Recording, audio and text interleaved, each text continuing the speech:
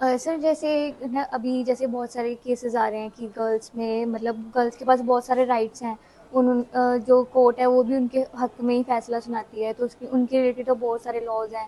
जैसे मैरिज करवाते हैं तो वो डिवोर्स भी फाइल कर सकती है, उनके पेरेंट्स पे भी जाती है। तो बॉयज़ के लिए ऐसा कोई रूल नहीं है, मतलब बॉयज़ के साथ तो नाइंसाफ़ी हुई ना, तो उसके रिलेटेड।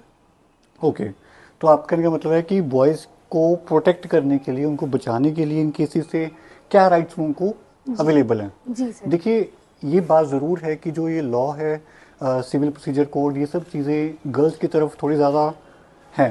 पर इसका मतलब ये नहीं है कि लड़कों के पास राइट्स नहीं है। लड़कों का पहला राइट, वो अपने आप को डिफेंड करने के लिए एक अच्छा एडवोकेट हायर करे जिसका प्रायर एक्सपीरियंस हो इन सब चीज़ों के अंदर। सबसे पहले तो अपने पास आप सबूत जुटाएं कि आपने कुछ भी गलत नहीं किया। अगर आप लड़की को नहीं मारते थे, उनके घर वालों के अगेंस्ट कुछ भी बुरा नहीं बोलते थे, तो आपके पास उसके सबूत होने चाहिए। जहां सबूत होंगे वहीं आप जीतेंगे केस। अगर आपके पास सबूत नहीं, आप हमेशा केस हारेंगे।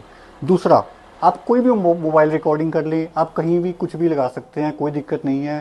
पहले लोग कहते थे कि अगर मोबाइल रिकॉर्डिंग कर ली लड़की की या किस कुछ भी ऐसे है तो आप इलीगल है। ऐसा नहीं है दोस्तों, आप मोबाइल रिकॉर्डिंग बिल्कुल कर सकते हैं, वो बिल्कुल अलाउड है।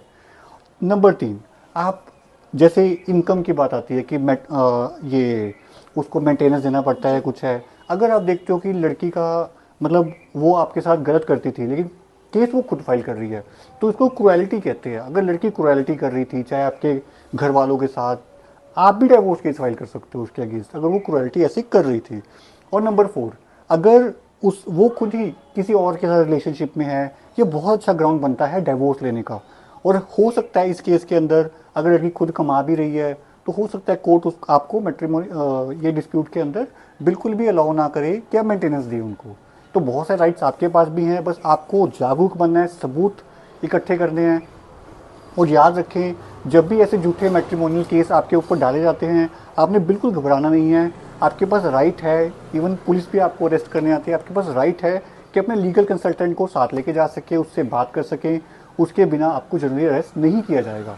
और फेक केसेस अगर लड़कियां डालती हैं, लेटेस्ट सुप्रीम कोर्ट का जजमेंट है बिल्कुल इसी मंथ का, पिछले मंथ का भी, कि वो कुछ भी फेक केसेस डालती हैं, आप उनसे कंपनसेशन भी डिमांड कर सकते हैं। और केस तो बंद होगा ही होगा, लड़कियों को उसकी पेनल्टी भी देनी पड़ेगी। ओके सर, ठीक है, थैंक यू।